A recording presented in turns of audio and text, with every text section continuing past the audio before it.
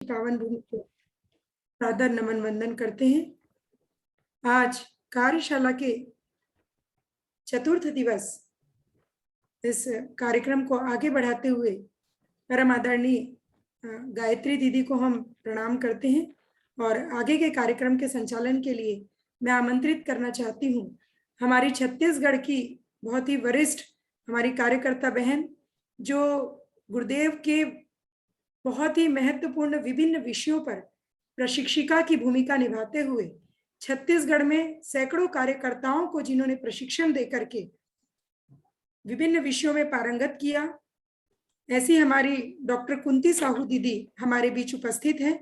मैं उन्हें पूरे सम्मान से आमंत्रित करती हूँ कि वे आज के कार्यक्रम का संचालन करें। डॉक्टर कुंती साहू दीदी।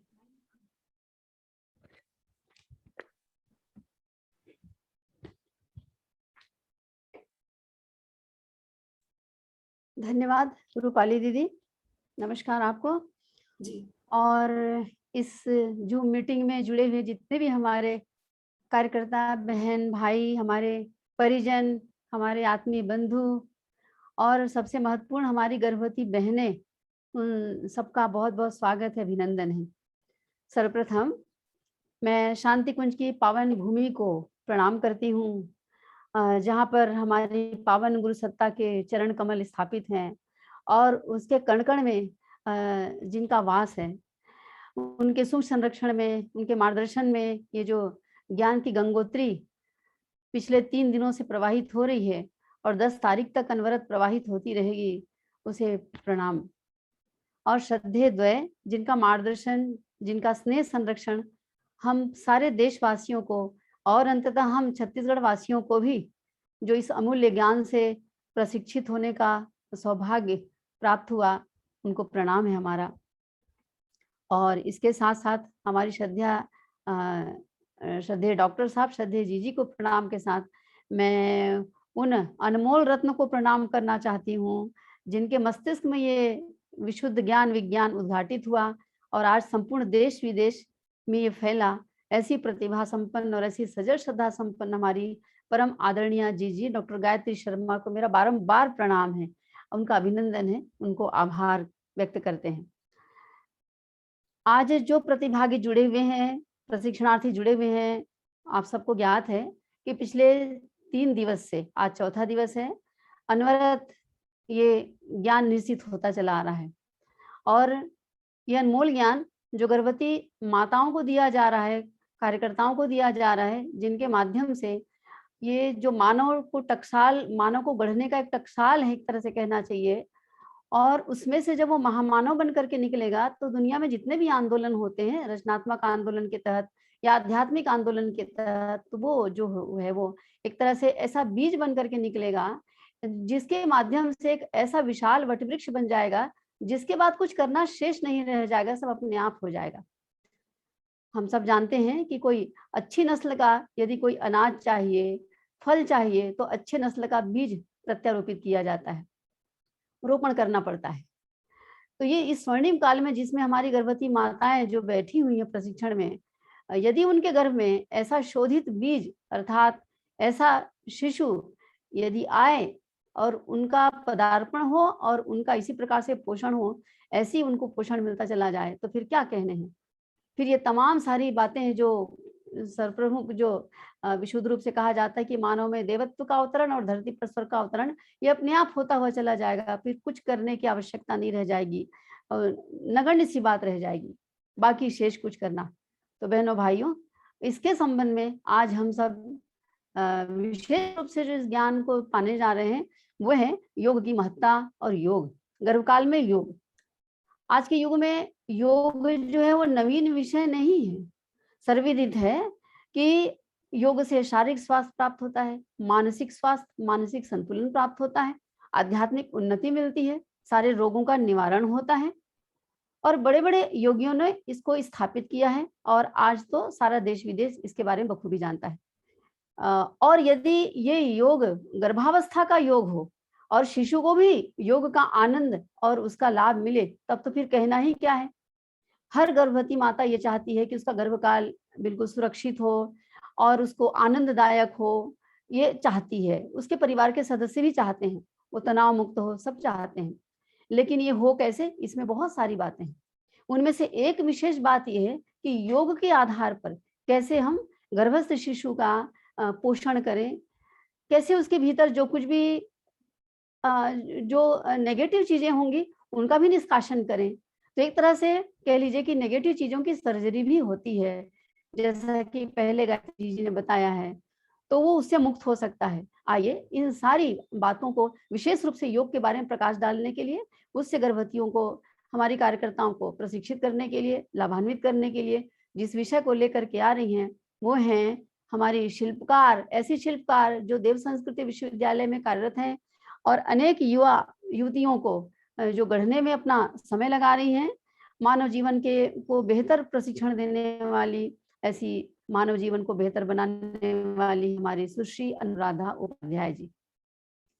आपका संक्षिप्त परिचय देना चाहूंगी। देव संस्कृति विश्वविद्यालय शांतिकुंज हरिद्वार में आप सेवारत हैं।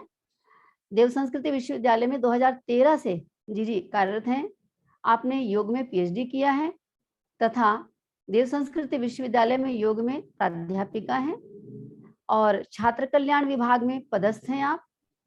नेशनल इंटरनेशनल स्तर के जितने कॉन्फ्रेंस होते हैं योग में, उसमें दीदी जाती रहती हैं। विशेष रूप से लखनऊ के बारे में ज्ञात हुआ है कि जहाँ पर डॉक्टर साहब का कार्यक्रम था, विशेष रूप से योग कॉन्फ्रेंस था, उसमें जी ने, अनुराधा उपाध्याय जी ने आप अपने ज्ञान से लाभान्वित किया था और उन सबको गढ़ने में अपना समय लगाती रहती हैं। तो बहुत ही श्रद्धा के साथ में, बहुत सम्मान के साथ में मैं आपका स्वागत करती हूँ, आदरणीय जी अनुराधा उपाध्याय जी। और विशेष रूप से छत्तीसगढ़ प्रांत की ओर से आपका विशेष स्वागत है, सारे कार्यकर्ताओं की ओर से, हम सभी सदस्यों की ओर से, और आपको आमंत्रित करते हैं कि आप अपने ज्ञान से लाभान्वित करें और सबको अपने ज्ञान सुधा का अमृत पान कराएं। सुश्री अनुराधा उपाध्याय जी। बहुत बहुत धन्यवाद आदरणीय कुंती दीदी को।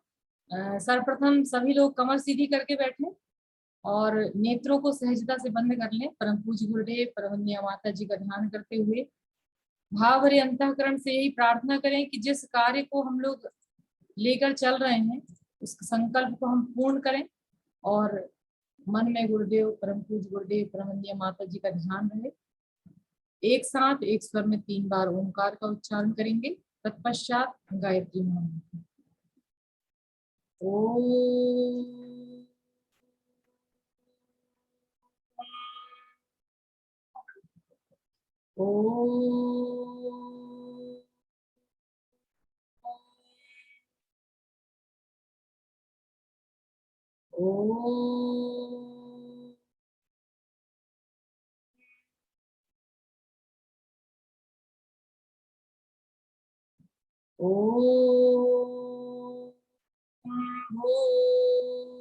भूर्भुवः स्वः तत्सवितुर्वरेण्यं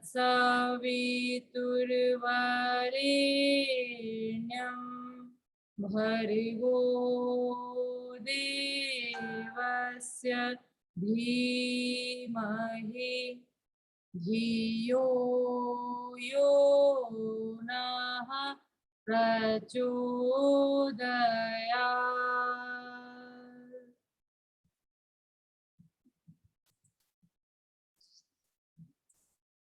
सर्वप्रथम परम पूज्य गुरुदेव के हृदय छत्तीसगढ़ से जितने भी लोग, हमारी दीदियां जुड़ी हुई हैं, गर्भवती बहनें जुड़ी हुई हैं, सभी को बहुत बहुत सादर प्रणाम और बहुत बहुत आप सभी को धन्यवाद। योग के विषय में हम लोग जानने बैठे हैं, तो सर्वप्रथम जाने कि योग है क्या, क्योंकि प्राचीन काल से ये पुरातन समय से योग चलता आ रहा है और योग का अर्थ जान लेना ही केवल नहीं है, उसके बारे में सब कुछ समग्रता से जानना आवश्यक है। क्योंकि आजकल जो समय है, वर्तमान समय में योग को केवल बताया जा रहा है कि ये केवल शारीरिक योग ही है। तो परम पूज्य गुरुदेव ने और महर्षि पतंजलि ने बताया कि योग का अर्थ होता है जुड़ना। जुड़ना किससे? भगवान आत्मा का, परमात्मा से मिलन, भगवान से जुड़ना, उस परम सत्ता से जुड़ना है। हम सब उसी का अंश, पर एक जुड़ने का भाव और ये कि हम उस परमात्मा से जुड़े हुए हैं, तो इसको महर्षि पतंजलि ने योग बताया। और इसके साथ ही साथ शारीरिक, मानसिक, भावनात्मक और आध्यात्मिक, जिसको कहा जाता है समग्र विकास। समग्र विकास को योग की परिभाषा दी गई। और महर्षि पतंजलि ने बताया कि भाई अष्टांग योग है। अष्टांग योग में क्या क्या है? यम, नियम, आसन, प्राणायाम, प्रत्याहार, धारणा, ध्यान, समाधि। तो 5 प्रकार के यमों को बताया। यम सत्य, अहिंसा, अस्तेय, ब्रह्मचर्य और अपरिग्रह। जिसमें सत्य क्या है? जैसे गर्भवती महिला है, गर्भवती माँ है और उसको अपने बच्चों को अच्छे संस्कार देने हैं। तो अच्छे संस्कार देने हैं तो भाई एक सत्य बोलने वाला, एक अच्छा बोलने वाला बच्चा पैदा हो, प्रामाणिक बातें बोलने वाला बच्चा पैदा हो। फिर अहिंसा, मन वचन कर्म से किसी के प्रति कोई हिंसा ना हो, मन से किसी के लिए गलत ना निकले, वचन से किसी के लिए कुछ गलत ना हो, और कर्म के माध्यम से किसी के प्रति कोई गलत भाव ना आए। अस्तेय, चोरी की प्रवृत्ति ना होना। चोरी बहुत तरह की होती है, भावों की चोरी होती है, मन विचारों की चोरी होती है, तो किसी भी प्रकार की चोरी का भाव ना हो। अस्तेय। ब्रह्मचर्य, ब्रह्मचर्य का अर्थ है कि परब्रह्म का चिंतन करते रहना। ब्रह्मचर्या, ब्रह्म में आचरण, परमात्मा का ध्यान, यही ब्रह्मचर्य की परिभाषा महर्षि पतंजलि ने दी। और अपरिग्रह, व्यर्थ के विचारों का, व्यर्थ की वस्तुओं का संग्रह न करना। जैसे घर में सामान है तो व्यर्थ की चीजों का संग्रह न करना, व्यर्थ के विचारों का संग्रह न करना। और अभी गर्भवती माँ है तो व्यर्थ के विचारों का, व्यर्थ की सोच विचारों का तो त्याग ही कर दे, नेगेटिव ना सोचे, पॉजिटिव सोचे। तो इस तरह से 5 तरह के यमों का वर्णन करा गया।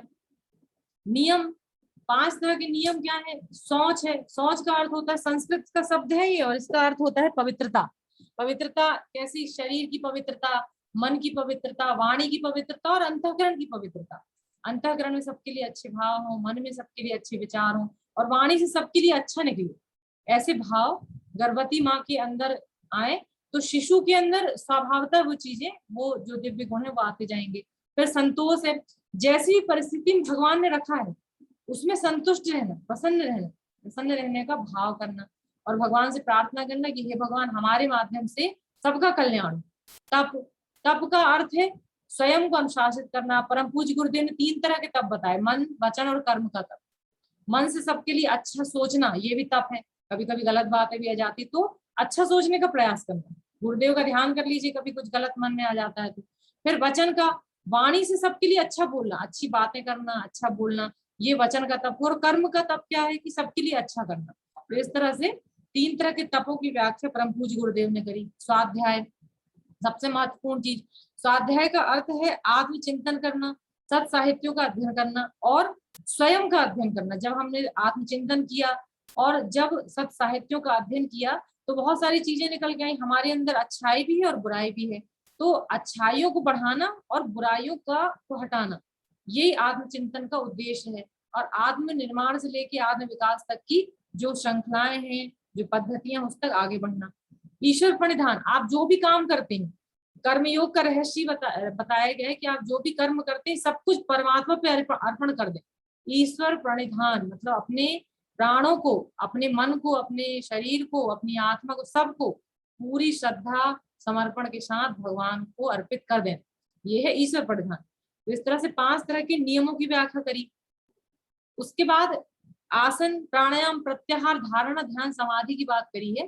तो चूंकि हम गर्भावस्था में जानने वाले हैं कि हम कौन कौन से योगाभ्यास करें, कौन से प्राणायाम करें, कौन सा ध्यान करें और कैसे हम समाधि की अवस्था तक पहुंच जाए, मतलब उस परमात्मा में ही रमण करते रहें।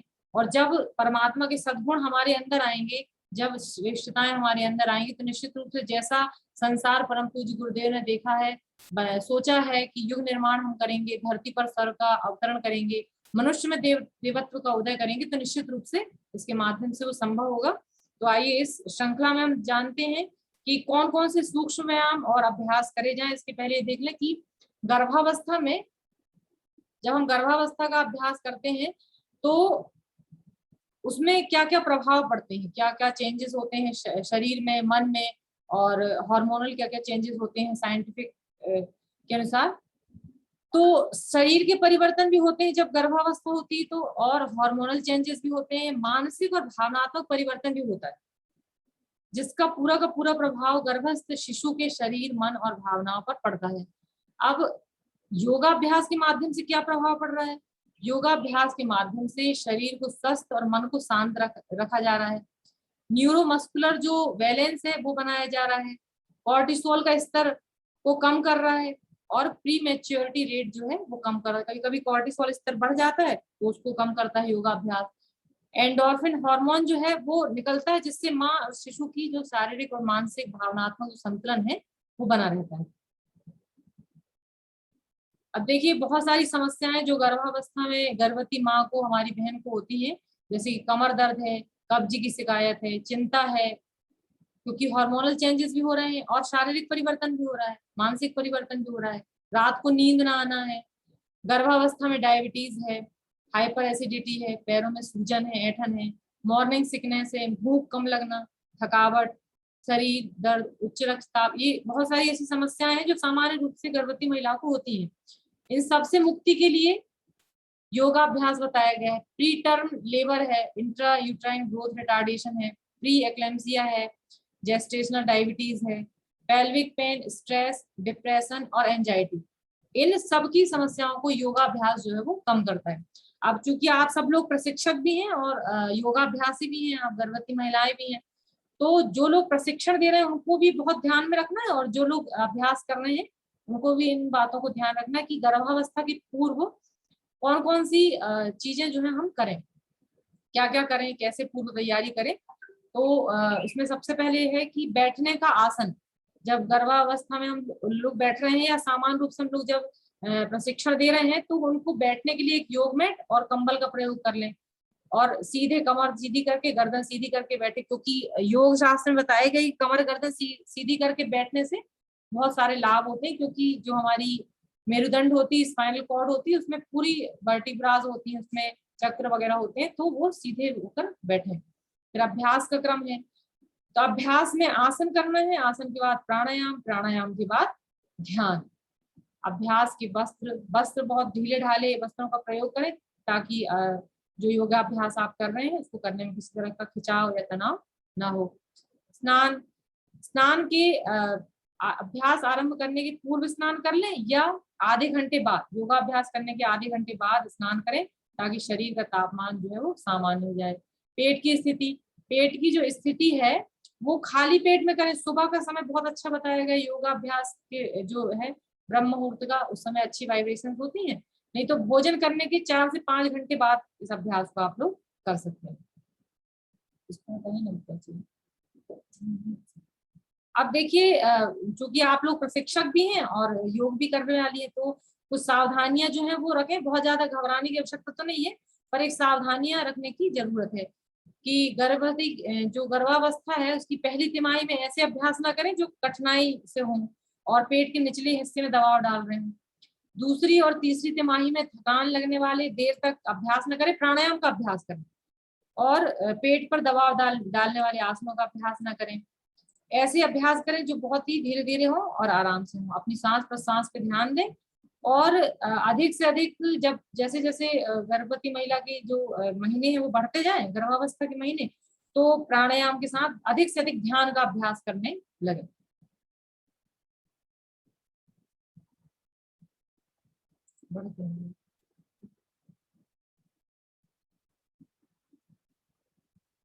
देखिए, चूंकि आप लोग एक व्यवस्थित प्रणाली के माध्यम से इस जो योजना है उसको चला रहे हैं, तो सब कुछ बताना आवश्यक। इसमें गर्भावस्था के दौरान जो है वो लाभ क्या है आसन के।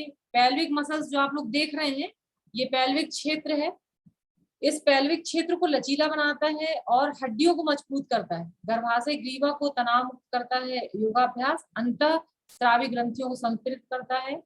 कमर और पेल्विक मांसपेशियां जो है वो गर्भ के दौरान जो ढीली पड़ जाती है, कमजोर पड़ जाती है, उनको अच्छे से टोनिंग और स्ट्रेचिंग करता है।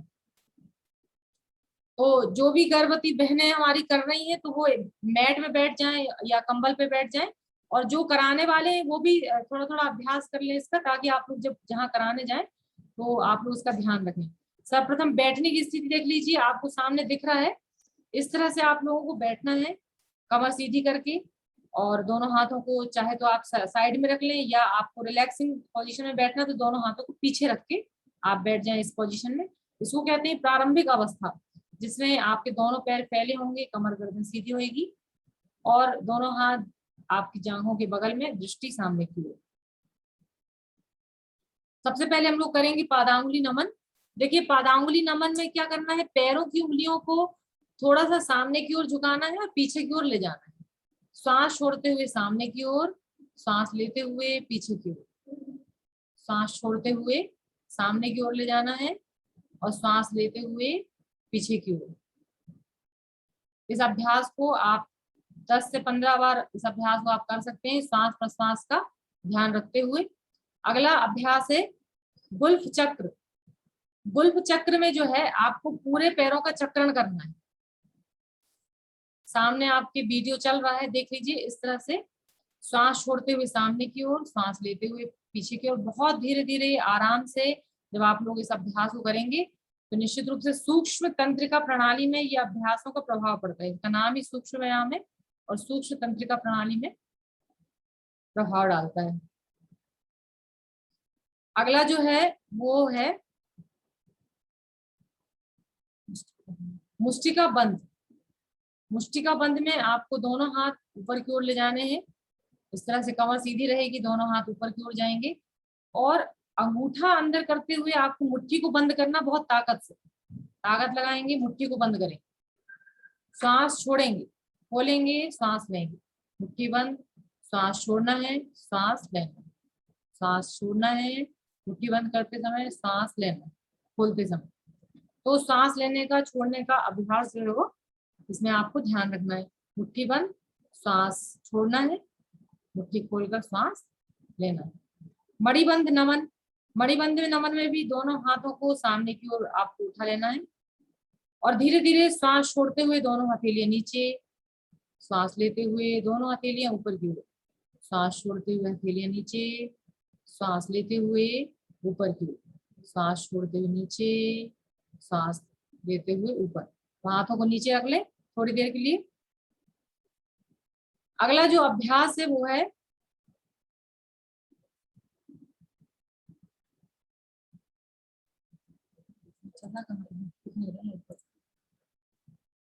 मणिबंध चक्र। अगला जो अभ्यास है वो मणिबंध चक्र है। इसमें मुट्ठी को बंद करके और आपको चाहे तो आप दोनों हाथों को एक साथ रख के घुमा लें या दोनों हाथों को अलग अलग रख के मुट्ठी बंद करते हुए घुमाना है वीडियो में। ये देखिए वीडियो देख लीजिए, वीडियो इसमें चल रहा है। इस तरह से आप लोग इन अभ्यास को कर सकते हैं। पहले देख लीजिए, दोनों हाथों को इस तरह से रखेंगे और मुट्ठी बंद करते हुए घुमाएंगे, बहुत धीरे धीरे आराम आराम से, क्लॉकवाइज और एंटी क्लॉकवाइज। सांस प्रश्वास का ध्यान, सामान्य रूप से सांस लेते रहें, सांस छोड़ते रहें और अलग अलग भी आप मुट्ठियों को, मुष्टिका बंद, मुष्टिका चक्र का अभ्यास आप कर सकते हैं। इस तरह से स्वतंत्र रूप से अलग अलग भी मुष्टिका बंद का अभ्यास। अगला है अभ्यास स्कंद चक्र का। देख लीजिए, स्कंद चक्र में दोनों हाथों को कंधे की बराबरी तक उठाना है और हाथों को कोहनियों को मोड़ते हुए रखना है और धीरे धीरे स्कंद चक्र का अभ्यास करना है, क्लॉकवाइज एंटी क्लॉकवाइज। सांस लेते हुए ऊपर की ओर, सांस छोड़ते हुए नीचे की ओर, सांस लेते हुए ऊपर की ओर, सांस छोड़ते हुए नीचे की ओर। इस तरह से स्कंद चक्र का अभ्यास आप कर सकते हैं। कमर दर्द, कंधा दर्द में बहुत फायदेमंद अभ्यास है। अगला अभ्यास गर्भवती माँ के लिए ग्रीवा संचालन का। देखिए 4 तरह से ग्रीवा संचालन का अभ्यास इसमें बताया गया है। तो यदि सर्वाइकल की समस्या हो तो आप सामने और पीछे गर्दन को पीछे तो ले जा सकते हैं, लेकिन सामने ना झुकाएं। सामने झुकाने वाले योगाभ्यास सर्वाइकल की परेशानी में ना करें। तो सर्वप्रथम देखेंगे इसमें गर्दन को सामने की ओर झुकाना और पीछे की ओर झुकाना। देख लीजिए, इस तरह से धीरे धीरे सांस लेंगे, धीरे धीरे सांस छोड़ते हुए गर्दन को सामने की ओर लेके जाएंगे, सांस लेते हुए गर्दन को पीछे की ओर। जिनको सर्वाइकल है वो गर्दन सामने की ओर ना झुकाएं, सांस छोड़ते हुए धीरे धीरे गर्दन सामने की ओर, सांस लेते हुए पीछे की ओर। ये गर्दन को सामने की ओर और पीछे की ओर ले जाना। अगला अभ्यास है धीरे धीरे गर्दन, सांस लीजिए, गर्दन को बाईं और दाईं ओर मोड़ने का अभ्यास। सांस लीजिए, सामने आइए सेंटर पोजीशन, धीरे धीरे सांस छोड़ते हुए दाईं ओर, सांस लेते हुए सेंटर पोजीशन, धीरे धीरे सांस छोड़ते हुए दाईं ओर। अगला अभ्यास है गर्दन को दाईं और बाईं ओर झुकाना। धीरे धीरे सांस लीजिए, गर्दन को सांस छोड़ते हुए झुकाइए, सांस लीजिए, धीरे धीरे सांस छोड़ते हुए गर्दन को दाईं ओर झुकाएं। अगला अभ्यास है होल नेक रोटेशन का, जिसमें पूरी गर्दन को आपको घुमाना है। सांस छोड़ते हुए सामने की ओर, सांस लेते हुए पीछे की ओर, सांस छोड़ते हुए सामने की ओर, और यहीं से फिर एंटी क्लॉकवाइज गर्दन को घुमाने का अभ्यास करना है। इस तरह से 4 तरह के अभ्यास आपको गर्दन के अभ्यासों में बताना है।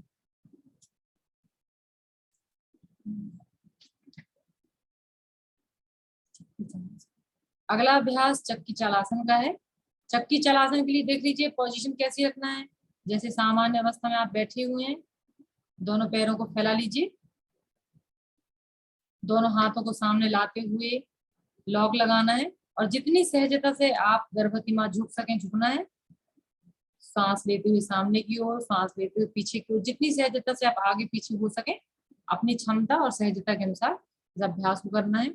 इससे पेल्विक मसल्स, जो जांघों के पास की मसल्स हैं, वो रिलैक्स होती है, कमर दर्द जो है दूर होता है, और प्रसव के समय ये लाभकारी अभ्यास है। इस तरह से क्लॉकवाइज एंटी क्लॉकवाइज अपनी क्षमता के अनुसार आप जितने भी चक्र करना चाहें आप कर सकती हैं।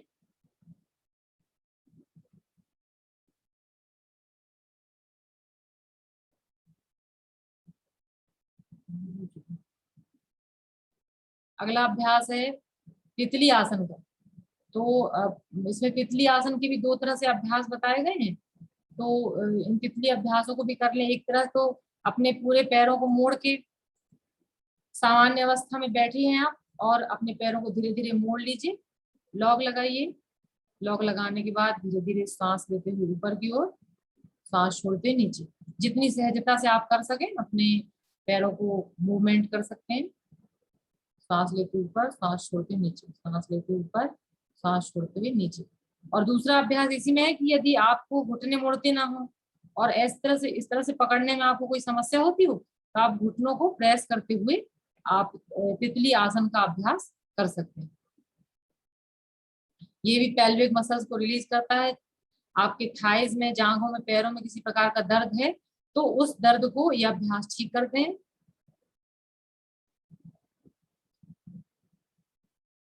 अब अगला जो अभ्यास है वो वज्रासन का। देखिए वज्रासन एक वज्रा नाड़ी के नाम पे इस आसन का नाम पड़ा है वज्रासन।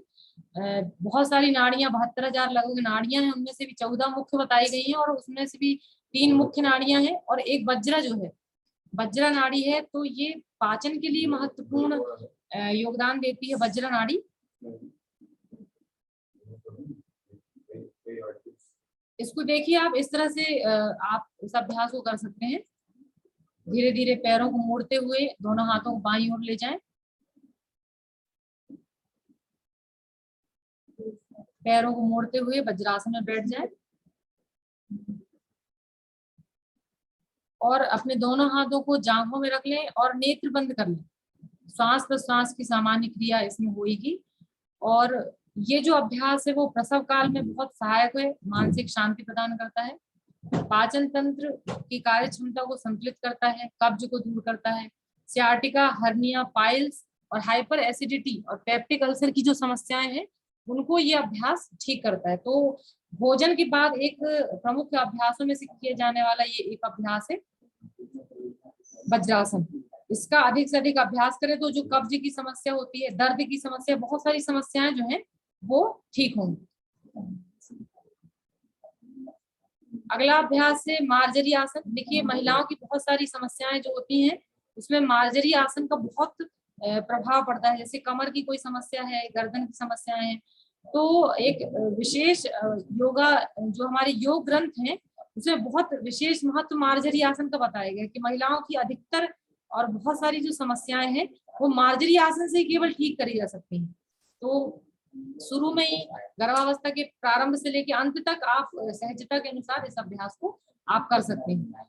और जैसे कि आप देख रहे हैं, फोटोज में देख रहे हैं कि ऊपर गर्दन ले जा रहे हैं, कमर को झुका रहे हैं, और सामने जब गर्दन ले जा रहे हैं तो कमर ऊपर की ओर जा रही है, कर्व बन रहा है।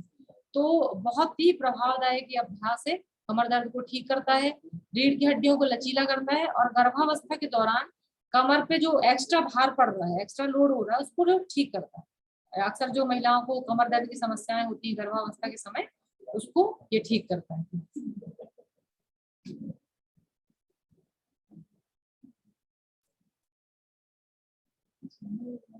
ये इस तरह से मार्जरी आसन का अभ्यास आप कर सकते हैं। वज्रासन में बैठे रहेंगे, धीरे धीरे शरीर को सामने लेके आएंगी, दोनों पैरों के बीच में अंतर कर लीजिए। अब जिनको सर्वाइकल हो वो सामने की ओर गर्दन नहीं झुकाएंगे, सांस लेते हुए पीछे की ओर, सांस छोड़ते हुए सामने की ओर, सांस लेते हुए पीछे की ओर, सांस छोड़ते हुए सामने की ओर। इनके भी जितने भी क्रम आप अपनी टाइमिंग के अनुसार, सहजता के अनुसार कर सकती हैं। मार्जरी आसन का अभ्यास आप कर लें। सांस छोड़ते हुए सामने की ओर, सांस लेते हुए पीछे की ओर, और फिर कुछ देर के लिए आप सामान्य अवस्था में बैठ जाएं। इसके बाद खड़े होकर किए जाने वाले आसनों में ताड़ासन है, तो इसके लिए आप लोग खड़े हो जाएं अपने स्थान पर। देख लीजिए किस तरह से खड़े होना है, इस तरह से खड़े होकर, और लॉक लगाएंगे। धीरे धीरे सांस लेते हुए हाथों को ऊपर की ओर ले जाएंगे। ध्यान दें कि बहुत ज्यादा यदि समस्या हो तो गर्भवती महिला इसमें एड़ी ना उठाए। और ताड़ासन एक ऐसा अभ्यास है जिसको आप बैठकर या लेटकर भी, आप बिस्तर पे लेटे हुए हैं तो लेटकर सीधे कर लें हाथों को, और कुर्सी पे बैठे हुए हैं तो बैठे बैठे पूरे शरीर को सीधा कर लें ताड़ासन की अवस्था में। ये जो है अभ्यास शारीरिक और मानसिक संतुलन प्रदान करता है, नई जो कमर दर्द है उसको ठीक करता है, और शरीर को नई शक्ति और ऊर्जा प्रदान करता है। ये देख लें, वीडियो के माध्यम से आपको बताया जा रहा है कि किस तरह से धीरे धीरे इस अभ्यास को करना है। हैंड का लॉक बनाना है, पैरों के बीच में अंतर करना है, सांस लेते हुए धीरे धीरे हाथों को ऊपर की ओर ले जाना है, पूरी बॉडी को स्ट्रेच करना है, पूरे शरीर को तनाव देकर ऊपर खींचना है। धीरे धीरे सांस छोड़ते हुए सामने की ओर, रिलैक्स, सामान्य अवस्था में जाना। इनके भी जितने क्रम और जितने चक्र हैं आप अपने समय के अनुसार कर सकती हैं। अगला जो अभ्यास है वो उत्कट आसन का, इसको चेयर पोज भी कहा जाता है। बहुत ही सहजता के अनुसार इसको भी करना है। सर्वप्रथम इसमें सीधे खड़े हो जाएं, और सीधे खड़े होने के बाद दोनों हाथों को ऊपर लेके आए, दोनों पैरों के बीच में अंतर बना ले, दोनों हाथों को ऊपर लेके आए कंधे की बराबरी तक। धीरे धीरे सांस छोड़ते हुए नीचे झुके, सांस लेते हुए ऊपर, सांस छोड़ते हुए नीचे, सांस लेते हुए ऊपर। इस तरह से ये उत्कट आसन का अभ्यास आप कर सकते हैं। घुटने दर्द, कमर दर्द और शरीर दर्द में ये लाभकारी है। इसके साथ ही साथ ये मेरुदंड को, जो स्पाइनल कॉर्ड है उसको फ्लेक्सिबल करता है, लचीला बनाता है। जो तंत्रिकीय अवसाद है, एंजाइटी है या स्टिफनेस है, उसको दूर करता है, भूख बढ़ाता है, और जो फूले हैं और फूले की मसल्स को, स्ट्रेच को, पेल्विक मांसपेशियां हैं उनको लचीला बनाता है। अगला अभ्यास है नमस्कार आसन। इसको स्क्वेटिंग अभ्यास कहा जाता है।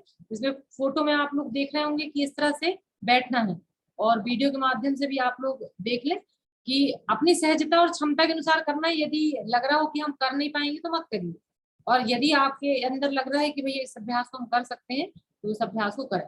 देखिए इस तरह से एक सामान्य प्रसव के लिए बहुत ही लाभकारी अभ्यास ये है। सांस छोड़ते हुए नीचे झुकना और सांस लेते हुए ऊपर की ओर आने का अभ्यास, स्क्वेटिंग, नमस्कार आसन।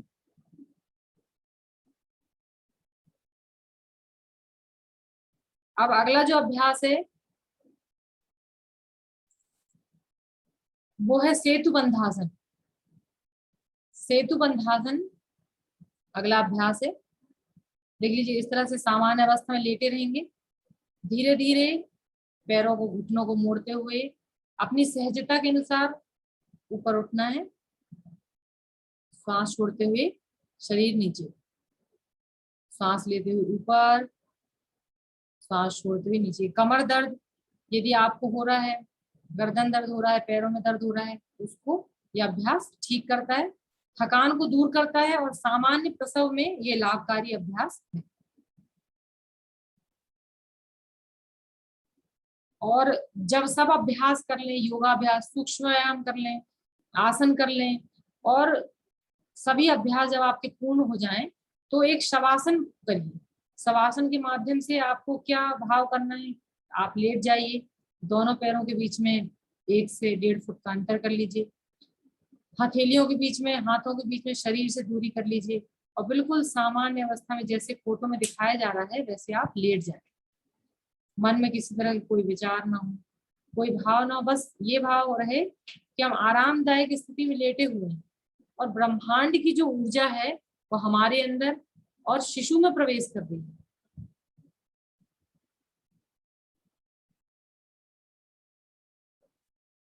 पूरी तरह से आराम की अवस्था में शरीर लेटा हुआ, मन शांत, विचार समाप्त, किसी प्रकार का कोई विचार नहीं, कोई भाव नहीं, बिल्कुल शांति की अवस्था, परम शांति।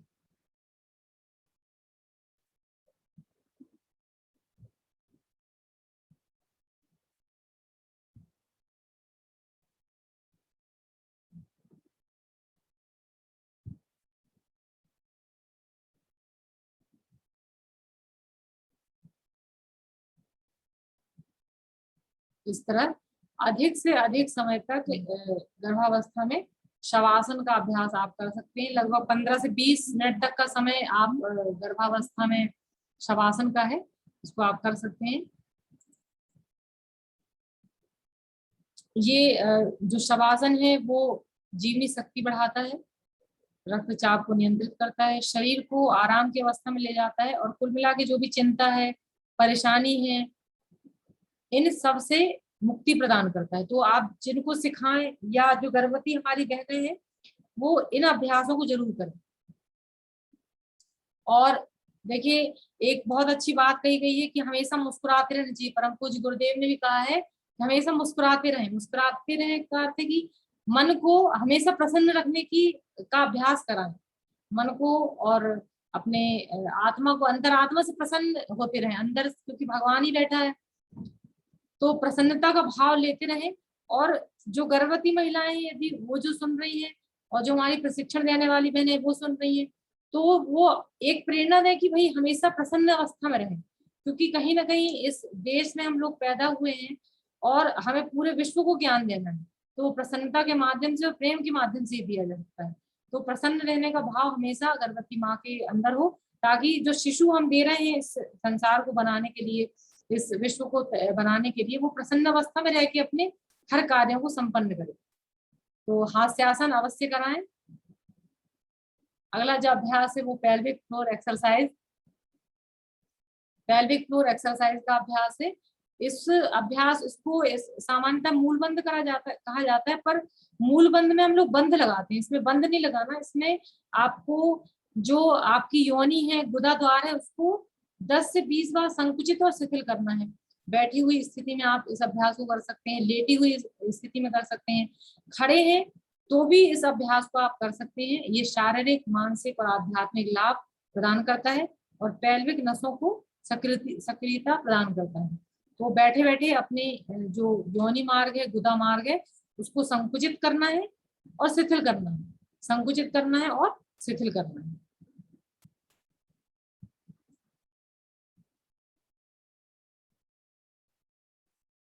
इसी तरह से गर्भावस्था में टहलने का भी बहुत महत्वपूर्ण अभ्यास है। लगभग आधे से 1 घंटे का अभ्यास करें कि आप टहलें, जहां भी आपको अच्छी जगह दिखे, तो इन अभ्यासों को करते रहें। अगला जो अभ्यास है वो है प्राणायाम का।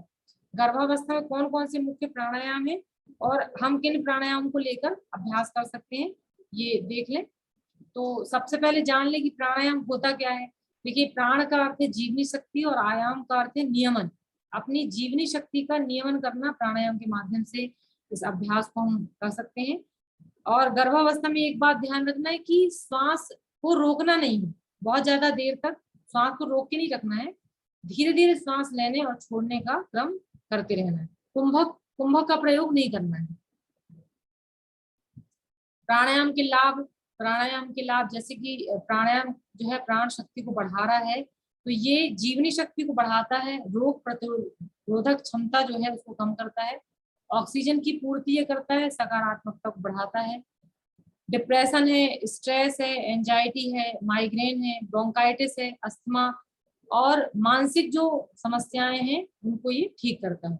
नाड़ियों को शुद्ध करता है। सेरोटोनिन जो हार्मोन है वो प्रवाहित करता है ताकि माँ और शिशु दोनों प्रसन्न अवस्था में रहें। 60 चक्र जो हमारे बताए गए हैं योग शास्त्र में, उस पर भी प्रभाव डालता है प्राणायाम। अब 4 तरह के यहाँ प्राणायामों की व्याख्या है। परम पूज्य गुरुदेव ने कहा है कि 4 तरह के प्राणायाम हम इन अवस्थाओं में हम उनका प्रयोग कर सकते हैं प्राण शक्ति बढ़ाने के लिए। तो सर्वप्रथम है नाड़ी शोधन प्राणायाम। और प्राणायाम को करने से पहले स्थिति देख लें कि किस तरह की स्थिति होनी चाहिए शरीर की, ध्यान क्या होना चाहिए, मंत्र क्या होना चाहिए और भावनाएं क्या होनी चाहिए। तो शारीरिक स्थिति में कमर गर्दन बिल्कुल सीधी हो, यानी कि बैठ के बिल्कुल शरीर और गर्दन लटकी हुई है और फिर प्राणायाम का अभ्यास करें। तो कमर और गर्दन सीधी रख के ही अभ्यास करनी, ताकि जो आप श्वास ले रहे हैं, ऑक्सीजन ले रहे हैं, जो प्राण शक्ति ले रहे हैं, वो शरीर के कोने कोने में समा सके। फिर ध्यान भगवान सूर्य का करना है, क्योंकि पूरी समस्त सृष्टि को, ब्रह्मांड को जो प्राण दे रहे हैं वो भगवान सूर्य है। तो हमारे शरीर की प्रत्येक सेल में भी एक न्यूक्लियस होता है, वही सूर्य का प्रतीक है। तो उन समस्त सूर्यों को जागृत करने के लिए ध्यान सूर्य का करना है। मन ही मन गायत्री मंत्र का उच्चारण करते रहें और भावना, सांस लेते समय ये भाव करें कि जितनी भी पॉजिटिविटी है, जितना भी प्राण है, जितनी भी अच्छे भाव हैं, विचार हैं, उन सबको हम अपने अंदर धारण कर रहे हैं। और श्वास छोड़ते समय भाव ये करें कि कुछ भी नेगेटिविटी आई, नकारात्मकता आई, कोई किसी ने कुछ कह दिया, गलत बातें हो गई, तो उन सबको हम समाप्त कर रहे हैं। काले धुएं के रूप में सब समाप्त हो रहा है हमारे शरीर से और मन से। अब चरण प्राणायाम करते समय भाव ये करना है, बच्चे को, शिशु को ये कहना है कि आप जो है, आपको आपके अंदर भगवान सूर्य के समान ओज, तेज, वर्चस्व प्राप्त हो रहा है और आप ओजस्वी, तेजस्वी और वर्चस्वी हो रहे हैं। तो पूरक और रेचन की क्रिया इसमें संपन्न करनी है। पूरक मतलब श्वास को अंदर भरना, पूर्ति करना, और रेचन का मतलब श्वास को छोड़ना। अब गायत्री महामंत्र के चरणों के साथ हम इसका अभ्यास करेंगे। तो ओम भू, ओम भुवा, ओम स्व, ओम म, ओम जनः, ओम तपः, ओम सत्यम, ओम तत्सवितुर्वरेण्यम भर्गो देवस्य धीमहि धियो यो न प्रचोदयात्। इस तरह से ये जो प्राणायाम का मंत्र है, सांस लेते रहे और मन ही मन इसका उच्चारण जो है करते रहें। सर्वप्रथम नाड़ी शोधन प्राणायाम का जो अभ्यास है उसमें 7 चक्र बताए हैं परम पूज्य गुरुदेव ने। 3 बार बाएं नासिका से श्वास लेना है, नाभि क्षेत्र में चंद्रदेव का ध्यान करना है। 3 बार दाएं नासिका से श्वास लेना है, नाभि क्षेत्र में भगवान सूर्य का ध्यान करना है। और 1 बार दोनों नासिका से श्वास लेके मुख से श्वास को छोड़ देना है। इस तरह से इन अभ्यासों को करना है। तो आप सभी लोग तैयार हो जाएं। सर्वप्रथम प्रणव मुद्रा बना ले। प्रणव मुद्रा देख लीजिए, इस तरह से प्रणव मुद्रा, या इसको विष्णु मुद्रा कहा जाता है, जिसमें पहली उंगली और दूसरी उंगली अंगूठे के रूट में लगी होनी चाहिए, नीचे अंगूठे के रूट में लगी हुई, और बाकी तीसरी और चौथी उंगलियां फ्री, अंगूठा जो है उसको भी फ्री रखना है। इस तरह से ये प्रणव मुद्रा है। और बाएं हाथ से ज्ञान मुद्रा लगा लीजिए, बाएं हाथ से ज्ञान मुद्रा, दाएं हाथ से प्रणव मुद्रा।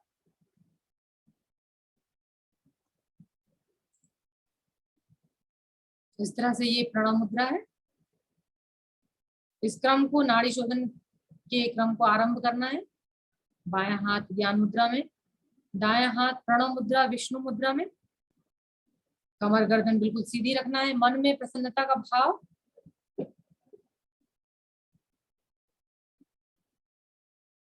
धीरे धीरे सांस लेते हुए हाथों को ऊपर की ओर उठाना है।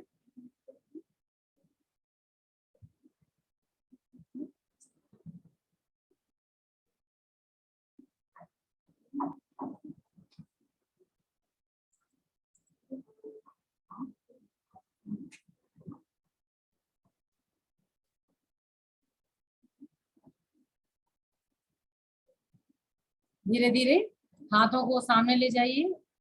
बाईं नासिका से 3 बार सांस लेने और छोड़ने का क्रम करना है मंत्र के साथ। ओम भूर्भुवः स्वः, सांस छोड़िए। नाभि क्षेत्र में चंद्रदेव का ध्यान, सांस छोड़िए। ओम भूर्भुवः स्वः, सांस लीजिए। ओम भूर्भुवः स्वः, सांस छोड़िए। ओम भूर्भुवः स्वः, सांस लीजिए। ओम भूर्भुवः स्वः, सांस छोड़िए। ओम भूर्भुवः स्वः। यही क्रम बाईं नासिका से संपन्न करना है, दाएं नासिका से संपन्न करना है। दाएं नासिका से सांस लेते हुए भगवान सूर्य का ध्यान, सांस लीजिए। ओम भूर्भुवः स्वः, सांस छोड़िए। ओम भूर्भुवः स्वः, सांस लीजिए। ओम भूर्भुवः स्वः, सांस छोड़िए। ओम भूर्भुवः स्वः, सांस लीजिए। ओम भूर्भुवः स्वः, सांस छोड़िए। ओम भूर्भुवः स्वः। अब दोनों नासिका से सांस लेना है और मुंह से सांस छोड़ देना है। ओम भूर्भुवः स्वः तत्सवितुर्वरेण्यं भर्गो देवस्य धीमहि धियो यो न प्रचोदयात्। इस तरह से एक क्रम नाड़ी शोधन का यहाँ संपन्न होता है।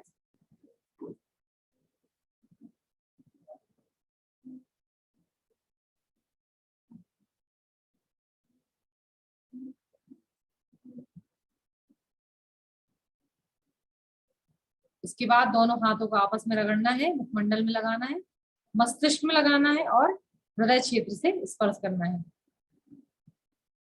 अगला जो क्रम है, देखिए नाड़ी शोधन की लाभ है कि जो नर्वस सिस्टम है उसको बैलेंस करता है। आर्थराइटिस की समस्या है तो उसको ठीक करता है। जठराग्नि प्रदीप्त करता है, भूख बढ़ाता है। और जो हमारी नाड़ियां हैं, इडा और पिंगला नाड़ियां, इन नाड़ियों को संतुलित करता है। गर्भ में शिशु को शारीरिक, मानसिक, आध्यात्मिक विकास में मदद करता है। साथ ही साथ शारीरिक जो शरीर का तापमान है उसको संतुलित करता है। अगला अभ्यास है अनुलोम विलोम प्राणायाम का। बहुत ही सहजता से और सरलता से इस प्राणायाम के अभ्यास को हम लोग पूर्ण कर सकते हैं। इस प्राणायाम के अभ्यास को भी देख लीजिए। इसमें भी बाएं हाथ की ज्ञान मुद्रा बनानी है, दाएं हाथ से प्रणव मुद्रा बनानी है और बाएं नासिका से धीरे धीरे सांस लेना है। भाव ये करना है कि भगवान की प्राण शक्ति को हम धारण कर रहे हैं और दाएं नासिका से सांस छोड़ना है। पुनः दाएं नासिका से सांस लेना है और बाएं नासिका से सांस को छोड़ देना है। ये एक क्रम यहाँ अनुलोम विलोम प्राणायाम का संपन्न होता है। आप सभी लोग इस प्राणायाम के अभ्यास को करें। बाएं नासिका से धीरे धीरे सांस लें, दाएं नासिका से धीरे धीरे सांस को छोड़ें। मन ही मन मंत्र का उच्चारण करते रहें, गायत्री महामंत्र का। धीरे धीरे सांस लें, धीरे धीरे सांस को छोड़ दें। इस तरह से एक क्रम यहाँ अनुलोम विलोम प्राणायाम का संपन्न होता है। अगला जो क्रम है वो है भ्रामरी प्राणायाम का। भ्रमर के समान इसमें गुंजन करना है। देख लीजिए इस तरह से जो फोटो में दिखाए गए हैं, दो तरह से इन अभ्यासों को, भ्रामरी प्राणायाम के अभ्यासों को हम लोग कर सकते हैं। एक तो कान में उंगली नहीं डालना है। जो कान के एक बाहरी भाग होता है, इधर कान के किनारे जो एक भाग होता है निकला हुआ, उसको प्रेस करना है। कान में उंगली अंदर डायरेक्ट नहीं डालनी है। दोनों जो कान के उठे हुए भाग है उनको प्रेस करना है और धीरे धीरे श्वास लेना है। श्वास छोड़ते हुए भ्रमर के समान गुंजन करना। देख लीजिए इस तरह से आपको इन अभ्यासों को करना है। कान में उंगली नहीं डालनी है। कान के बाहरी जो निकला हुआ भाग है इस भाग को प्रेस करना है और ऐसी पोजीशन रखते हुए धीरे धीरे सांस लेना है और भ्रमर के समान गुंजन करते हुए सांस को छोड़ना है। अनिद्रा की समस्याएं हैं, कोई परेशानी है, तो इस अभ्यास से उसको ठीक किया जा सकता है।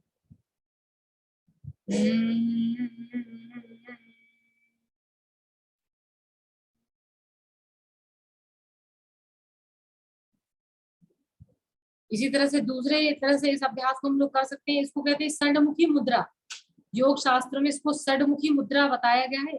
एक उंगली आंख के पास, एक उंगली नाक के पास, फिर अगले नेक्स्ट जो उंगली है वो मुंह के नीचे और होठों के पास। इस तरह से षडमुखी मुद्रा के माध्यम से आप इस भ्रामरी प्राणायाम को आप कर सकते हैं।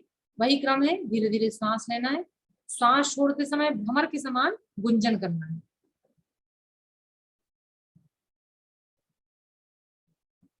जब आपका क्रम पूर्ण हो जाए तो दोनों हाथों को आपस में रगड़ना है, रगड़ते हुए मुखमंडल में लगाना है, मस्तिष्क में लगाना है और हृदय क्षेत्र में लगाना है, ताकि जो एनर्जी बायो इलेक्ट्रिक मैग्नेटिक जो एनर्जी बन रही है वो फिर से आपके शरीर में पहुंच सके।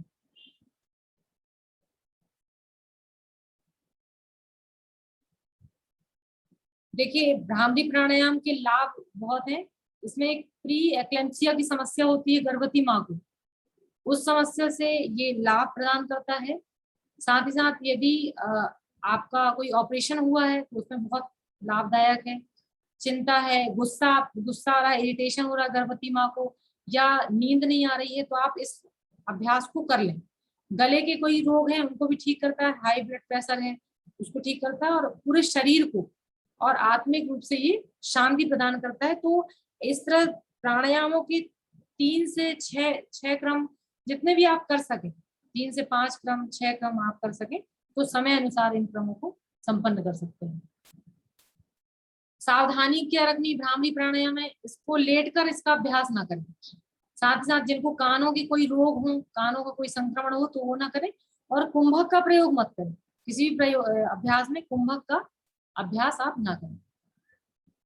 प्राणाकर्षण प्राणायाम परम पूज्य गुरुदेव ने बहुत अच्छे से एक जो पुस्तकें हैं आसन प्राणायाम से आदि व्याधि निवारण, उन सब में प्राणायाम को बहुत अच्छे से बताया है। इस प्राणायाम के माध्यम से बहुत ही सहजता से और सरलता से ये अभ्यास हो जाता है। इसमें भाव क्या करना है, दोनों हाथों को ज्ञान मुद्रा में रखना है। ये ज्ञान मुद्रा इस तरह से बताई गई है, दोनों हाथों को ज्ञान मुद्रा में रख लें, मन को बिल्कुल शांत कर लें, कमर गर्दन सीधी कर लें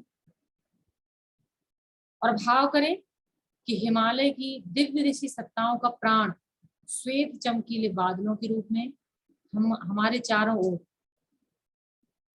हिमालय की दिव्य ऋषि सत्ताओं का महाप्राण श्वेत चमकीले बादलों के रूप में हम सबके चारों ओर धीरे धीरे श्वास लेना है। श्वास लेते हुए ये भाव करना है कि जो महाप्राण है श्वास के माध्यम से शरीर मन, शरीर के कण-कण में रोम रोम में महाप्राण समा रहा है। धीरे धीरे श्वास छोड़ना है, भाव करना है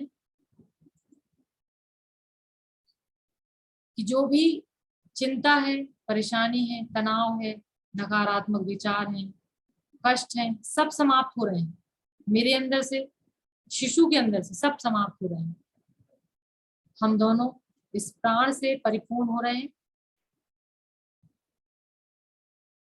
प्राण की दिव्य शक्ति हमारे अंदर समा रही है। प्राण आकर्षण, प्राणों को आकर्षित करना, महाप्राण को आकर्षित करना अपने अंदर। तो और इस अभ्यास करने के बाद फिर दोनों हाथों को आपस में रगड़ेंगे, मुखमंडल में लगाएं, मस्तिष्क में लगाएंगे और हृदय क्षेत्र में लगाएंगे। इसका लाभ ये है कि महाप्राण तत्व इसके माध्यम से बढ़ता है। गर्भवती माता और गर्भस्थ शिशु के अंदर जो सामान्य गुण, दैवीय गुण होने चाहिए, ओज, तेज, वर्चस्व है, पराक्रम है, धैर्य है, स्थिरता है, एकाग्रता है, प्रतिभा है, स्मृतियां, ये सब दैवीय गुणों का विकास प्राणाकर्षण के माध्यम से होता है। अब गर्भावस्था में कुछ मुद्राएं जो हैं, मतलब किन सामान्य मुद्राओं का अभ्यास हम गर्भवती माँ को बता सकते हैं कि इन अभ्यासों को आप करें। तो इन मुद्राओं के बारे में जान लीजिए। सबसे पहले जानेंगे मुद्रा होती क्या है। देखिए, मुद्रा को योग शास्त्रों में कहा गया कि प्रसन्नदायिनी स्थिति को मुद्रा कहा गया है। हम प्रसन्न अवस्था में जिन अभ्यासों के माध्यम से आते हैं उनको मुद्राओं के माध्यम से हम लोग व्यक्त करते हैं। तो यहाँ हम जिन मुद्राओं की बात करेंगे वो होंगी हमारी हस्त मुद्राएं। इसके माध्यम से जो प्राण शक्ति है उसको बढ़ाया जा सकता है। तो अच्छा, हस्त मुद्राएं हैं। तो 5 तरह की मुद्राएं जो है वो हमारे हाथों में ही है। जैसे अंगूठा है तो अंगूठे में अग्नि तत्व है, तर्जनी है तो तर्जनी जो है वायु, तर्जनी में वायु तत्व है, मध्यमा आकाश तत्व, अनामिका में पृथ्वी तत्व है और कनिष्ठा में जल तत्व। जिन 5 तत्वों से हमारा शरीर बना हुआ है वो पांचों तत्व जो है वो हमारी अंगुलियों में है। और उन पंच तत्वों को हम लोग यदि उन पंच तत्वों में असंतुलन हुआ तो रोग होता है या कोई किसी तरह की समस्या होती है। और उन पंच तत्वों को यदि हम लोग मुद्राओं के माध्यम से संतुलित कर लेते हैं तो रोग का निवारण भी होता है और शरीर की स्वास्थ्य की रक्षा भी होती है और शरीर, मन और प्राण की शक्ति का भी नियंत्रण होता है। तो इन पंचहस्त मुद्राओं को देख ले। देखिए 5 मिनट से लेके 45 मिनट तक आप इन मुद्राओं के अभ्यास में आप बैठ सकते हैं। ठीक है, तो इन मुद्राओं को आप देख लें। ज्ञान मुद्रा है, पुस्तक मुद्रा है, ध्यान मुद्रा है, प्राण मुद्रा, सूर्य मुद्रा, लिंग मुद्रा, अपान मुद्रा, वायु मुद्रा और अपान वायु मुद्रा। तो ज्ञान मुद्रा देख लीजिए, इस तरह से आपकी जो पहली उंगली है, आपकी तर्जनी है और अंगूठा, दोनों की टिप जो है मिली हुई होनी चाहिए। प्राण मुद्रा में दोनों की टिप मिली होनी चाहिए। ये जो है एकाग्रता को बढ़ाता है, नकारात्मकता को कम करता है, सिर दर्द को कम करता है, अनिद्रा, क्रोध, जब जो गर्भवती महिलाएं हैं उनको चिड़चिड़ापन होता है, इरिटेशन होता है, तो उस परेशानी को ये ठीक करता है। अस्थिरतापन है, व्याकुलता है, अंदर से घबराहट हो रही है, डर लग रहा है, तो उसको उन सब चीजों को ठीक करके, क्योंकि नाम ही इसका ज्ञान मुद्रा है और ये एक दिव्य दृष्टि प्रदान करता है, प्राण शक्ति को प्रदान करती है ये ज्ञान मुद्रा। अगली जो है पुस्तक मुद्रा। देख लीजिए, पुस्तक मुद्रा से जो ब्रेन के, हमारे मस्तिष्क के जो सूक्ष्म न्यूरॉन्स हैं वो जागृत होते हैं। तो अंगूठे को अंदर करना है और मुट्ठी को बहुत ताकत से बंद करना है पुस्तक मुद्रा में। मुट्ठी अंदर और अंगूठा अंदर, मुट्ठी बंद। अंगूठे को अंदर करना है, मुट्ठी को बंद करना है। इस तरह से आप दोनों हाथों से पुस्तक मुद्रा का अभ्यास कर सकती हैं। ब्रेन के न्यूरॉन्स को एक्टिवेट करता है। अगला जो अभ्यास है वो है ध्यान मुद्रा का। ध्यान मुद्रा का अधिक से अधिक अभ्यास करने पर आप ध्यान की उच्चतर अवस्था में पहुंच सकती है। जैसे ध्यान नहीं लग रहा है तो ध्यान को लगाने के लिए आप ध्यान मुद्रा का अभ्यास सहजता से कर सकती हैं। जब ध्यान में बैठे तो इस मुद्रा का अभ्यास आप कर सकती हैं। अगला जो अभ्यास है वो प्राण मुद्रा। प्राण की कमी होने से ही बहुत सारी समस्याएं होती है, जैसे गुस्सा आना और ज्यादा बहुत देर तक काम न कर पाना। ये प्राण की शक्ति की कमी के क्षय के कारण होता है। तो प्राण शक्ति को बढ़ाना है तो आप इस मुद्रा का अभ्यास कर लें, जिसमें जो आपकी कनिष्ठा है, अनामिका है और अंगुष्ठ है, इस तरह से 3 उंगलियां और आपकी एक साथ मिली होंगी और बाकी 2 उंगलियां फ्री होंगी। तो जब कभी प्राण क्षय लग रहा है, उपवास है, आप एक तो ज्यादा उपवास ना करें इस अवस्था में, लेकिन फिर भी यदि उपवास है तो प्राण शक्ति को ये बढ़ा देगा आपकी और प्राण का जागरण करेगा। विटामिन की पूर्ति भी अभ्यास करता है। भूख प्यास की कमी और थकान को भी ये प्राण मुद्रा ठीक कर देती है। तो अधिक से अधिक जैसे कि योग शास्त्र में बताया गया है कि नियमितता और निरंतरता बहुत आवश्यक है। आप जैसे जैसे योगाभ्यास के क्रम को नियमित करेंगे, निरंतर करेंगे, वैसे वैसे वो चीज, वो आसन और या वो मुद्रा या वो ध्यान सिद्ध होने लगता है। तो यह आवश्यक है कि आप चीजों को भले ही कम समय के लिए करें लेकिन नियमित करें और निरंतर करें। सूर्य मुद्रा, इस तरह से देख लीजिए, सूर्य मुद्रा का आप अभ्यास कम कर सकते हैं। ये मोटापा कम करता है, पाचन क्रिया को संतुलित करता है, कोलेस्ट्रॉल की कमी करता है, तनाव को कम करता है और साथ ही साथ आपको यदि डायबिटीज में भी फायदेमंद है और लीवर की कोई रोग है उसमें ये बहुत ज्यादा लाभकारी अभ्यास है सूर्य मुद्रा। अगला अभ्यास है लिंग मुद्रा का। देख लीजिए, लिंग मुद्रा में दोनों हाथों को जैसी पोजीशन बताई गई है इस तरह से रखना है और बाएं हाथ की आपको अंदर की ओर ले जाना है और इस तरह से अंगूठे को खड़े करके रखना है। ये कहलाती है लिंग मुद्रा। लिंग मुद्रा क्या करती है? गर्मी बढ़ाती है। जब कभी देखिए ठंड लगती है तो हम लोग हाथों को इस तरह से कर लेते हैं, तो ये गर्मी की शक्ति को बढ़ाता है, सूर्य की शक्ति को ये बढ़ाती है। सर्दी जुकाम है, दमा है, खांसी है, साइनोसाइटिस है, साइनस की प्रॉब्लम है, लकवा की समस्याओं में भी लाभकारी है और लो ब्लड प्रेशर है तो वो ठीक करता है। जिनकी नाक बहती है वो ठीक कर देता है और नाक जो बंद हो गई है उसको ठीक कर देता है। तो आप कभी आपको जुकाम की, मतलब अधिकतर यदि आपको सर्दी खांसी संबंधित समस्याएं हो तो लिंग मुद्रा का अभ्यास आप लोग कर सकते हैं। देखिए, अगली जो अभ्यास है अपान मुद्रा, ये बहुत महत्वपूर्ण शरीर का प्राण है। पंच प्राणों में एक अपान प्राण जो है वो बहुत महत्वपूर्ण बताया गया है। जैसे कि आजकल हम लोग देख रहे हैं कि अधिकतर प्रसव जो होते हैं वो ऑपरेशन के माध्यम से होते हैं। तो ऑपरेशन के माध्यम से क्यों हो रहे हैं? क्योंकि उनकी अपान वायु जो है वो ठीक नहीं है। कब्ज की समस्या क्यों हो रही है? क्योंकि अपान जो प्राण है वो सही से कार्य नहीं कर रहा है। और अपान प्राण जो मलों को नीचे ढकेलने का कार्य करता है, जो भी हमारे मल हैं उनको या गैस है उसको नीचे ढकेलने का कार्य करता है। और यदि इस शक्ति में कमी आ गई तो बहुत सारे आपको पाचन तंत्र संबंधित समस्याएं होंगी, और रोग जो पाचन तंत्र संबंधित है वो रोग होंगे। तो इन रोगों को ठीक करने के लिए अपान मुद्रा का प्रयोग आप कर सकते हैं। इसमें अपान मुद्रा में अनामिका, मध्यमा और अंगुष्ठ, ये 3 उंगलियां आपकी जुड़ी होंगी और बाकी 2 उंगलियां फ्री होंगी। इस तरह से ये अपान मुद्रा शरीर के विजातीय तत्वों को बाहर निकालती है। कब्ज, बवासीर है, मधुमेह है या गुर्दे के कोई रोग है उनको दूर करते हैं। साथ साथ पसीना ये लाती है। लो ब्लड प्रेशर के जो मरीज हैं वो इन अभ्यासों को कर ले, उनके लिए लाभदायक है। गर्भाशय के दोष हैं उनको ये ठीक करता है। डिलीवरी के समय बहुत ही लाभकारी अभ्यास है। और कान के, नाक के जो और अभ्यास जो रोग हैं उनको ये ठीक कर देता है अपान मुद्रा।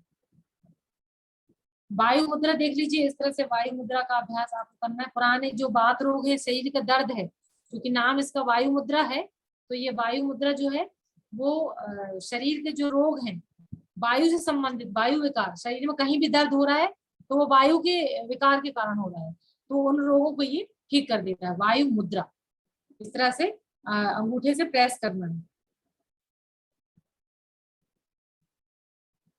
अगला जो है अपान वायु मुद्रा। देखिए, अपान वायु मुद्रा और अपान मुद्रा दोनों में थोड़ा सा अंतर है। वो अंतर ये है कि दोनों ही अपान जो वायु है शरीर की, जो अपान प्राण है, उसकी कार्यविधि को नियमित करता है, संतुलित करता है। पर जैसे कि अपान मुद्रा लो ब्लड प्रेशर वाले कर रहे थे, इसको हाई ब्लड प्रेशर वाले यदि करें तो उनके लिए बहुत ही लाभकारी है। इसमें आपकी पहली उंगली इस तरह से मिली हो और बाकी 2 उंगलियां इस तरह से मिली हो, इसको अपान वायु मुद्रा कहते हैं। पेट की समस्याएं, जैसे कि बता ही दिया आपको कि जो भी पेट की समस्याएं हैं, सर दर्द है, पेट दर्द है, कमर दर्द है, सियाटिका है, गठिया है, दमा है, हाई ब्लड प्रेशर है, उसको ये ठीक कर देता है। और जो दमा के रोगी हैं उनके लिए बहुत ही फायदेमंद अभ्यास है ये। तो 5 से लेकर 45 मिनट तक इन अभ्यासों को आप करते रहें। अब गर्भावस्था में जो सबसे महत्वपूर्ण ध्यान ये जो है योग की उच्चतम अवस्थाओं में ध्यान हमें ले जाता है, गर्भवती माँ को ले जाता है। और जो प्रारंभ में बात हुई थी कि योग का अर्थ ही जुड़ना, हम सब भगवान के अंश हैं और हम सबके अंदर भगवान की आत्मा विराजमान है और आत्मा में ही परमात्मा का वास होता है। तो ध्यान के माध्यम से हम उस शक्ति को, उस जो दिव्यताएं उनको जागृत कर सकते हैं। तो ध्यान का अर्थ जान ले। ध्यान का अर्थ है मन को श्रेष्ठ विचारों में स्नान कराना, मन को श्रेष्ठ विचारों में स्नान कराना। जिस परमात्मा ने हमें बनाया है उनका ध्यान करना, ध्यान के माध्यम से ही। गुरुदेव ने ध्यान को क्या कहा? भगवान को कहा है गुरुदेव ने, परमात्मा जो है वो सत्प्रवृत्तियों का, सद्गुणों का और आदर्शों का समूह है। उनका ध्यान करते रहना, सद्गुणों का, सत्प्रवृत्तियों का और आदर्शों का ध्यान करते रहना। इसको भगवान ने कहा कि यदि इस तरह का ध्यान हम कर रहे हैं तो समझिए कि हम परमात्मा के ध्यान में लगे हुए हैं। अब गर्भवती माँ को क्यों आवश्यक है? देखिए, जितना महत्व आसन का है उससे ज्यादा महत्व प्राणायाम का है और उससे ज्यादा महत्व ध्यान का है गर्भवती माँ के लिए। क्यों?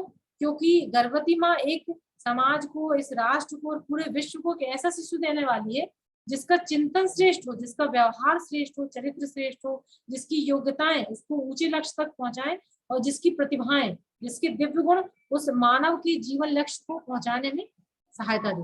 तो ध्यान के माध्यम से होता क्या है, जब गर्भवती माँ ध्यान करती है तो शरीर के अंग हैं, शरीर के जो भगवान ने हमें शरीर दिया हुआ है, उस शरीर के अंग प्रत्यंगों का विकास होता है ध्यान के माध्यम से। जो भी हार्मोन्स हैं वो प्रवाहित हो रहे हैं तो उनके माध्यम से शरीर का अच्छा विकास होगा, क्योंकि एक अच्छा शरीर होना भी एक बहुत महत्वपूर्ण चीज है। और मानसिक विकास, एक प्रसन्न मन होना भी बहुत आवश्यक है।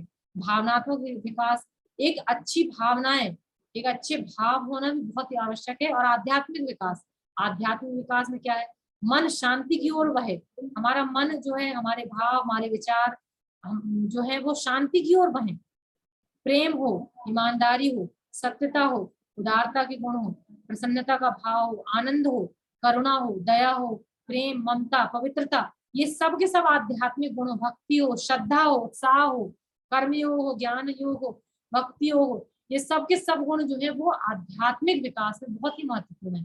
तो शरीर, मन और भावनाओं का विकास हमारी इस ध्यान के माध्यम से। अब यदि साइंटिफिक वैल्यू जाने हम, साइंटिफिक वैलिडेशन क्या है ध्यान का, तो देख ले कि ऑक्सीजन कंजप्शन है, ऑक्सीजन की मात्रा को ये बढ़ाता है और साथ ही साथ हार्ट रेट को जो है वो कम करता है, स्किन रेजिस्टेंस पावर है उसको बढ़ाता है ध्यान, नर्वस सिस्टम को एक्टिवेट करता है, साइकोसोमेटिक और साइटोसोमेटिक दो तरह के रोग होते हैं, मन से शरीर की ओर और शरीर से मन की ओर। साइकोसोमेटिक, यदि मन बीमार है तो शरीर अपने आप बीमार पड़ जाएगा, और सोमेटोसाइकिक, यदि शरीर बीमार है तो मन अपने आप बीमार पड़ जाएगा। इस तरह के जितने भी रोग बताए गए हैं, गुरुदेव ने तो कहा है कि जितने भी रोग होते हैं शरीर में और मन में, वो सब के सब मन के कारण होते हैं, मन की समस्याओं के कारण होते हैं। तो उन सब रोगों को ध्यान ठीक कर देता है, मानसिक तनाव है, चिंता है, परेशानी है, इन सबको ठीक करता है, सर दर्द हो रहा है, हाइपर टेंशन है, उसको ठीक कर देता है। और यदि आप 15 से 30 मिनट आप पूरे अपने समय में 1 से आधे घंटे योगाभ्यास के लिए निकालें, तो 15 से 30 मिनट के अभ्यास में लैक्टिक एसिड की जो मात्रा है उसको कम कर देता है ध्यान। देखिए शरीर में जब लैक्टिक एसिड बनता है तो शरीर में लेथार्जी आती है, थकावट होती है, काम करने में का मन नहीं होता, और एक तरह से प्रमाद जिसको कहा जाता है, आलस्य प्रमाद की स्थिति आती है। यदि आपके अंदर लैक्टिक एसिड जमा हो रहा है तो ध्यान जो है वो लैक्टिक, किसी भी अवस्था में आप हैं तो ध्यान आपके लैक्टिक एसिड की मात्रा को कम कर देता है। साथ ही साथ अल्फा जो तरंगे बताई गई, सब मन बहुत शांत होता है, मन बहुत प्रसन्न होता है। तो ये ध्यान, जैसे जैसे हम ध्यान की शक्ति को, ध्यान के क्रम को बढ़ाते जाते हैं तो हमारे ब्रेन से अल्फा वेव्स निकलती हैं, जो हमारे नहीं, हमारे आसपास जितने लोग हैं उन सबके मनों को शांत कर देता है। तो इस तरह से ध्यान का अभ्यास आपके अंदर भी पड़ेगा, आपके शिशु के अंदर भी पड़ेगा, और एक परम आनंद की जो अवस्था बताई गई है आप उसको निश्चित रूप से प्राप्त कर सकते हैं ध्यान के माध्यम से। लेकिन होगा कब? जब नियमितता और निरंतरता के साथ इस अभ्यास को आप करेंगे। अब सबसे महत्वपूर्ण ध्यान भगवान सूर्य का ध्यान। भगवान सूर्य का ध्यान करिए और भाव करिए। अभ्यास वही है कि कमर गर्दन सीधी करके दोनों हाथों को ज्ञान मुद्रा में रख के मन को बिल्कुल शांत करके, बिल्कुल किसी तरह के विचारों का अभ्यास न करके मन को भाव करिए, मन बिल्कुल शांत है, और उगते हुए सूर्य का ध्यान करिए। उगते हुए सूर्य का ध्यान भाव करना है कि जो सूर्य में प्रकाश है, जो ओज है, जो तेज है, जिन सूर्य की शक्ति के कारण चर अचर संपूर्ण जगत प्रकाशमान है, ब्रह्मांड की जो संपूर्ण दिव्य शक्तियां हैं भगवान सूर्य के समान कार्यरत हैं।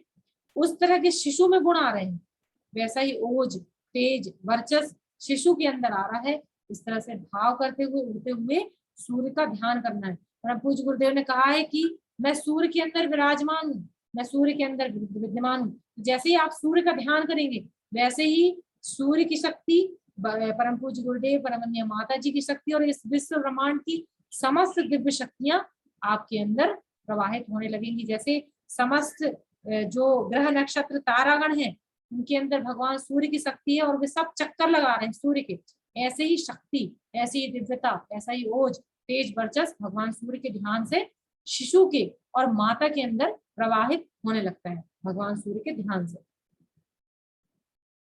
गुण क्या है? सूर्य के गुण है गर्मी, प्रकाश, गतिशीलता देना, उत्पादन की शक्ति, पोषण की शक्ति, परिवर्तन की शक्ति, प्रेरणा और दिव्य ज्ञान। ये भगवान सूर्य के माध्यम से प्राप्त होते हैं। प्रसन्नता, जो दैवी गुण बताए गए हैं, प्रसन्नता, उत्साह, उल्लास, विद्या, आनंद की वृद्धि, आत्मिक प्रसन्नता, दूरदर्शिता, साहस, लगन, शौर्य, ओज, तेज, वर्चस्व, ये सब के सब जो दिव्य गुण है, धैर्य, स्थिरता, एकाग्रता, प्रखरता, स्मृति, प्रतिभा, भावनात्मक और आध्यात्मिक सकारात्मक भावों से ये जो भगवान सूर्य का ध्यान है वो आपको और आपके शिशु को भर देगा। इसी के साथ साथ भगवान सूर्य का ध्यान के साथ साथ भगवान चंद्र का ध्यान। चंद्रता में जो शीतलता है, चंद्रमा मनुष्य जाता है, कहा गया है कि मन की जो शक्ति होती है वो चंद्रमा के अंदर विद्यमान होती है। तो पूर्ण चंद्र का ध्यान आप कर सकते हैं कि जितनी शांति चंद्रमा में होती है वैसे ही दिव्य शांति मेरे और मेरे शिशु के अंदर प्रवाहित हो रही है। और दैवी धार्मिक देवी देवताओं का ज्ञान, आपको जो भी आपके इष्ट हो, आराध्य हो, आप जिस भी धर्म के हो, जिस भी धर्म का संचालन करते हो, जिस भी मत से हो, आप उनका ध्यान कर ले, क्योंकि प्रत्येक धर्म का मत ही है भगवान की प्राप्ति। आप किसी भी धर्म में जाएं, आप किसी भी संप्रदाय में जाएं, तो वे सबका उच्चतम और आध्यात्मिक लक्ष्य ही है परमात्मा की प्राप्ति।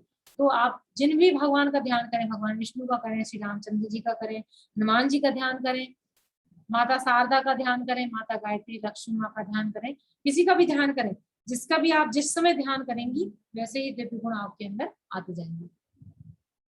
ओम का ध्यान, देखिए योग शास्त्र में बताया गया है कि संपूर्ण सृष्टि, संपूर्ण जगत का जो निर्माण हुआ है वो ओम के माध्यम से हुआ है। तो ओम का ध्यान आप कर सकते हैं, और ओम के ध्यान से घबराहट यदि हो रही है आपके अंदर तो वो ठीक होगा, विषैले तत्व दूर होंगे। प्रकृति का ध्यान, शांत प्रकृति का ध्यान, प्रकृति अपना कार्य शांति पूर्वक करती रहती, सब कार्य प्रकृति के संचालित होते रहते हैं शांति के माध्यम से। तो शांत प्रकृति का ध्यान आप कर सकते हैं। महापुरुषों का ध्यान, परम पूज्य गुरुदेव परमहंस माता जी का ध्यान, विवेकानंद जी का ध्यान, रामकृष्ण परमहंस जी का ध्यान, विनोबा भावे जी का ध्यान, इन महापुरुषों का और महान विदुषी महिलाओं का जैसे गुण आप अपने शिशु के अंदर चाहती है उनका ध्यान कर सकते हैं। हिमालय का ध्यान, हिमालय समस्त भगवान श्री कृष्ण ने कहा है कि स्थिर रहने वालों में हिमालय में हूँ, और जितनी भी ब्रह्मांड की जितनी भी दिव्य शक्तियां, आध्यात्मिक शक्तियां आती है सबसे पहले हिमालय में आती है और फिर पूरे विश्व में फैलती है। तो आप इस तरह से स्थिरता का ध्यान, और समस्त ऋषि जो जितनी ऋषि सत्ताएं हैं सब हिमालय से ही प्राण प्रवाह कर रही है इस पूरे विश्व के नव निर्माण में। तो हिमालय का आप ध्यान कर सकते हैं। परम पूज्य गुरुदेव, इस पूरे विश्व का निर्माण करने वाले और कण कण में व्याप्त परम पूज्य गुरुदेव परमहंस माता जी का ध्यान आप कर सकते हैं। साथ ही साथ गायत्री माता में, शिशु में, जो भी आपके अंदर गर्भ में शिशु है उसके अंदर गायत्री माँ का तेज आए, क्योंकि पूरे विश्व का जो दिव्यताएं हैं, पूरे विश्व की जो दिव्य शक्तियां हैं गायत्री माता में विराजमान है। तो आप गायत्री माता का ध्यान कर सकती हैं। शांति कुंज का ध्यान कर सकती हैं। पूरे विश्व ब्रह्मांड को प्राण चेतना देने वाला एक केंद्र, अखिल विश्व गायत्री परिवार, जो पूरे विश्व को बदलने का, युग निर्माण का संकल्प जिसने लिया है, आप परम पूज्य गुरुदेव परमहंस माता जी समाधि स्थल का ध्यान इस के माध्यम से कर सकते हैं। तो आप डायरेक्ट जो है अखंड दीप का ध्यान करें, आप डायरेक्ट प्राण चेतना से गुरुदेव की, माता जी की जुड़ सकते हैं। परम पूज्य गुरुदेव ने 3 शरीरों का ध्यान बताया है, 3 शरीर का ध्यान आप कर सकते हैं और नियमित करें। आप नियमित इन अभ्यासों को करें। ओंकार का ध्यान,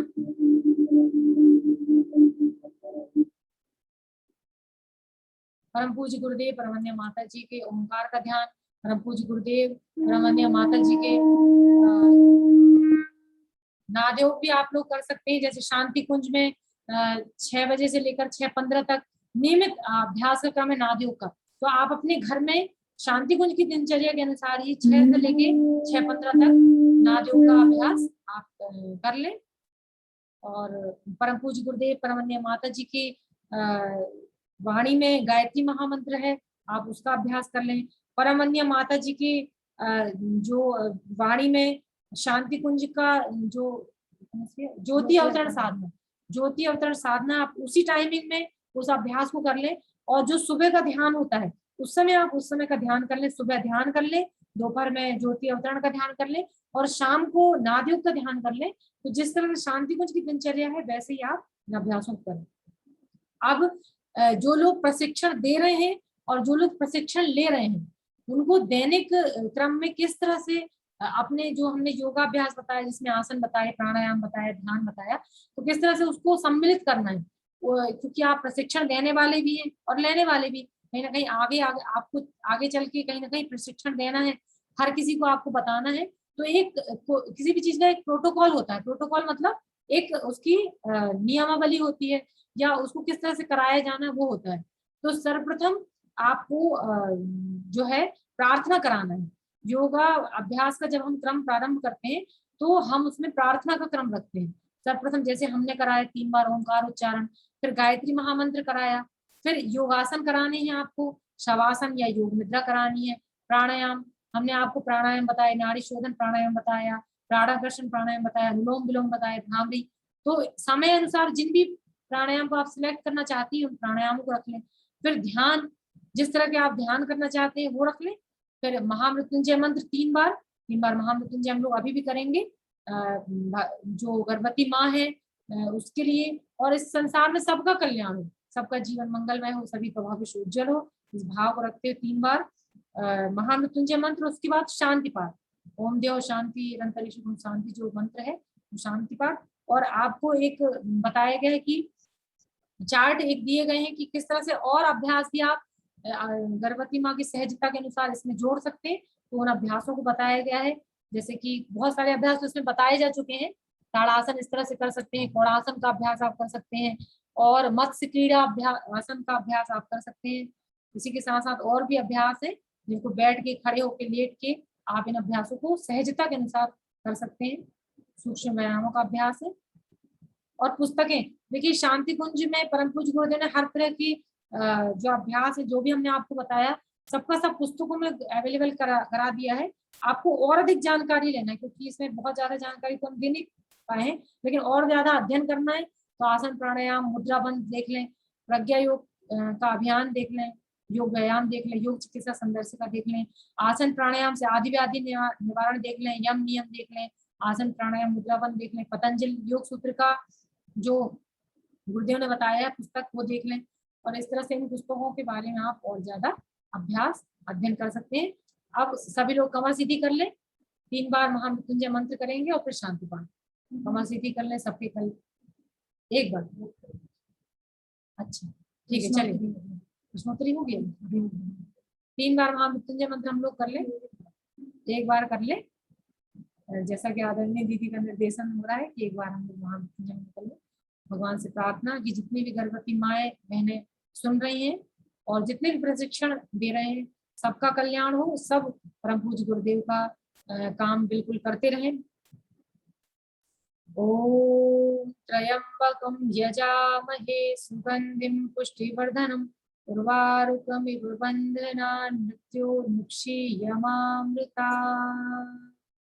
सभी को प्रणाम, आप सबको बहुत बहुत धन्यवाद और बहुत बहुत शुभकामनाएं आप सभी को। बहुत बहुत धन्यवाद दीदी।